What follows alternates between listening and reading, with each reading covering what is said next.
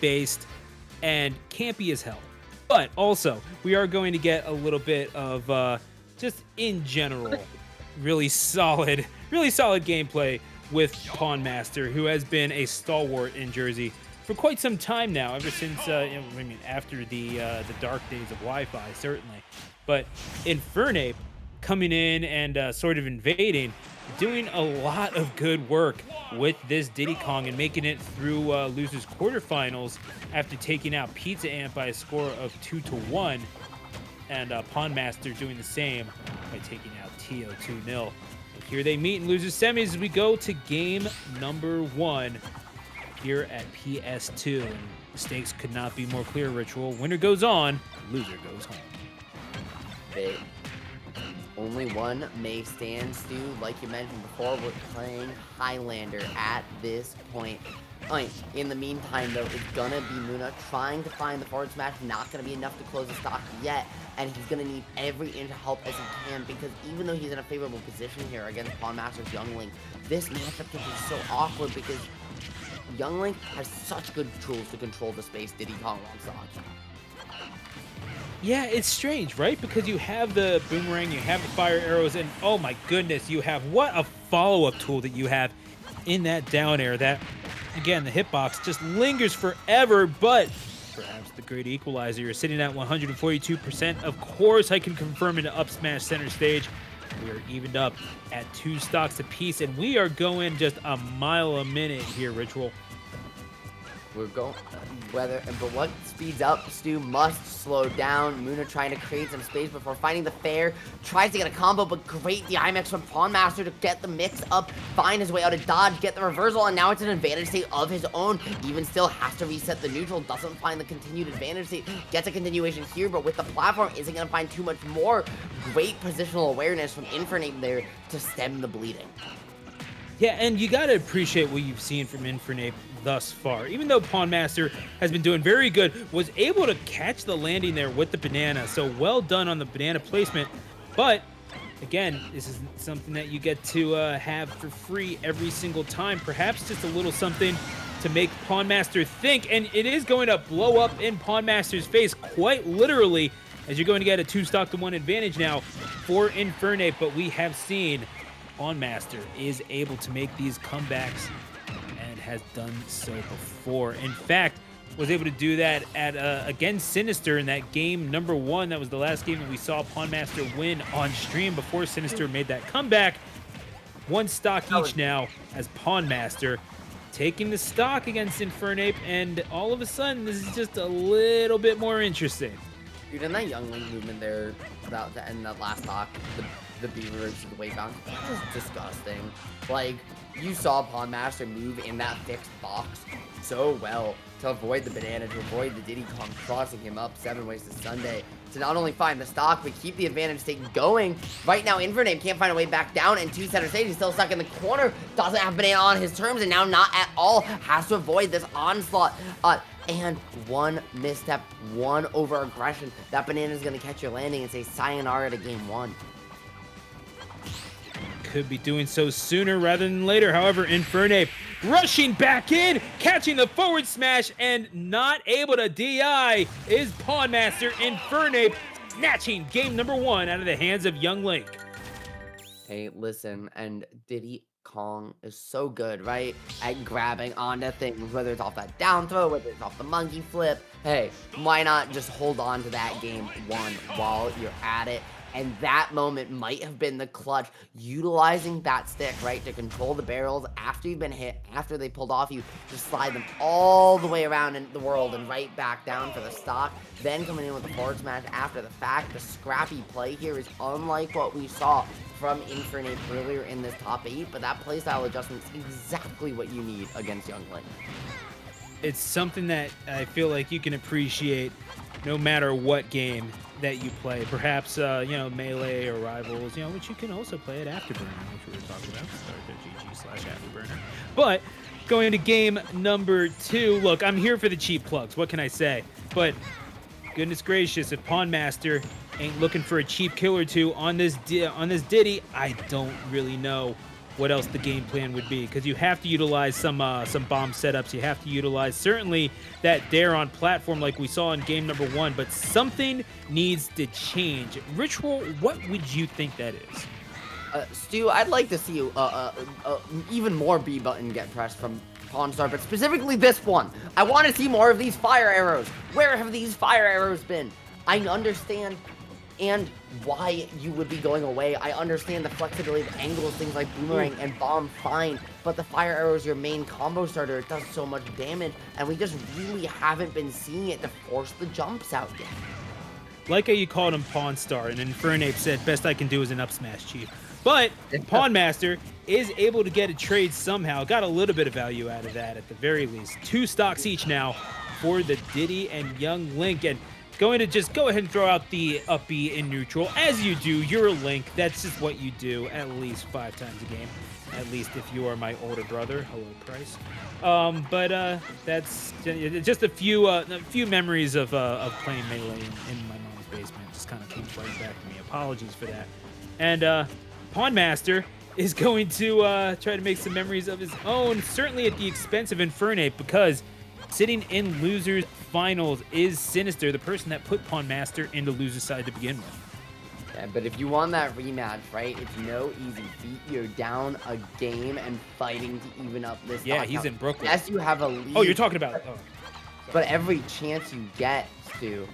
Ooh, you're not able to find the kill. You're just starting to swing haphazardly. You feel like you need it, but when it matters most, when you put it all on the line, the dash attack closes it out and rewards that aggression.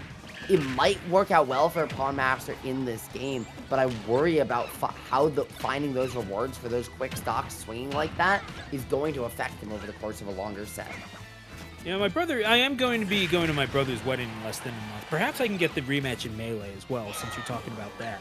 But certainly, Pawnmaster's rematch could be coming just a little bit sooner if you can make it back to the stage, and if you can hang on to this 2-stock lead, shielding on up smash. Pawnmaster catching on to the timing there. Infernape looking to try to seal this second stock up, but is taking a lot of damage in order to do it, perhaps too much. And now all of a sudden, in triple digits, looking for some shenaniganry with the jet barrels, but finding none of it. Is able to parry some of the projectiles, gets a back air off into the face. Excuse me, that was forward air. Into the face of Young Link, but Pawnmaster is able to close it out with both stocks in hand. And all of a sudden, we are drawn up at 1. Ritual, a decisive change there for Pawnmaster, or was it simply better execution? I think he was just able to control space better, right? He was able to play that game and keep away. He was able to trap these landings better. And he was able to just force Infernape away from that, like, mid-range, aggressive discipline where we saw him constantly, right, playing that weave perfectly earlier on tonight.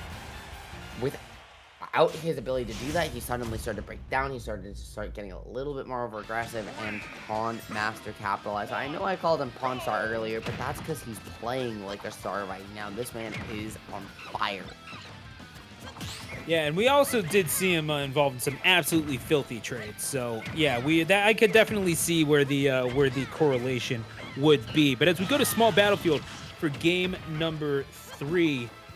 This perhaps is where the shenaniganry begins, because we are seeing now Pawnmaster collecting everything he possibly can off of those aerials. You want to try to recover above the ledge. That's perfectly fine with Pawnmaster.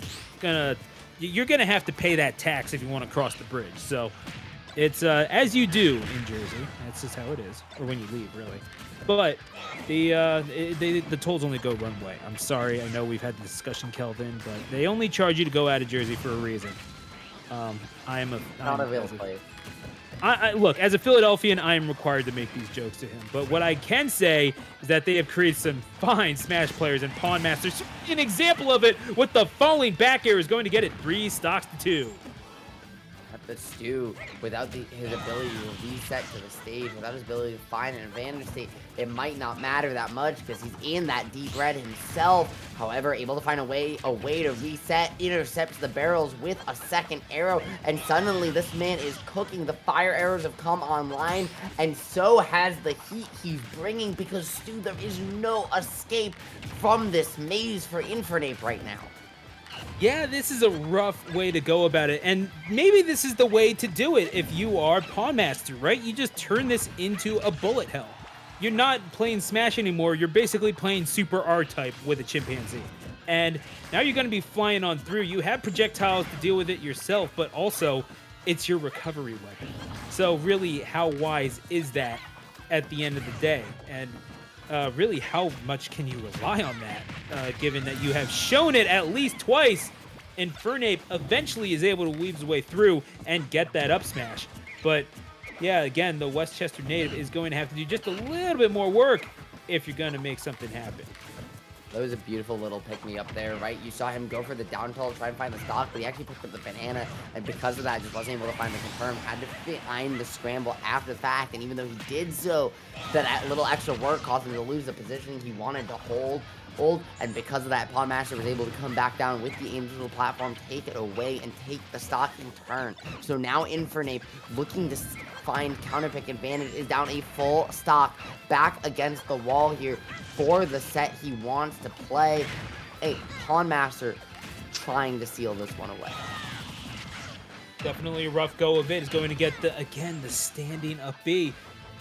Piling on that damage at 80% thereabouts. Infernape not going to go quietly into the night. Down tilts to just tack on a little bit more damage. But again, when you are forced to approach Young Link, this is where you find yourself in a little bit of trouble. Infernape now being made to dash and shield quite a bit. And maybe you're not able to move as quickly as you like because you're getting your flow stymied by all these fire arrows.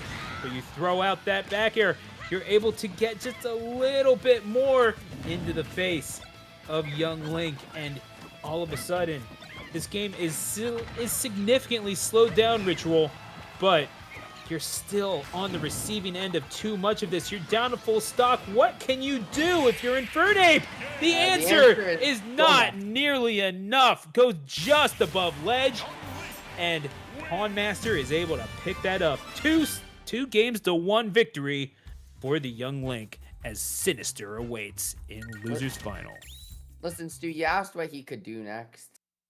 The answer is maybe he can head to Waypoint tomorrow. Maybe he can head to Undiscovered or to Encore later this week, because unfortunately, his time in this bracket came to a close.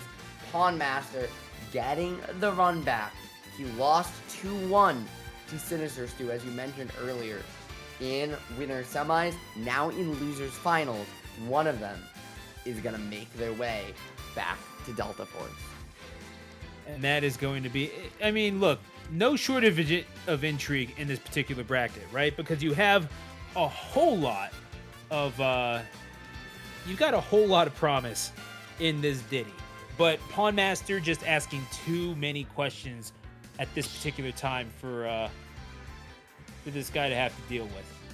And when you're talking about someone the caliber of Pawnmaster, you know, this is someone who has, who's not necessarily a newcomer anymore, has won a couple of these regional brackets, has won a fair share, I think, of fusion sets at this point. I think it's fair to say. You're now talking about someone who is on the cusp of taking on Delta Force in Grand Finals.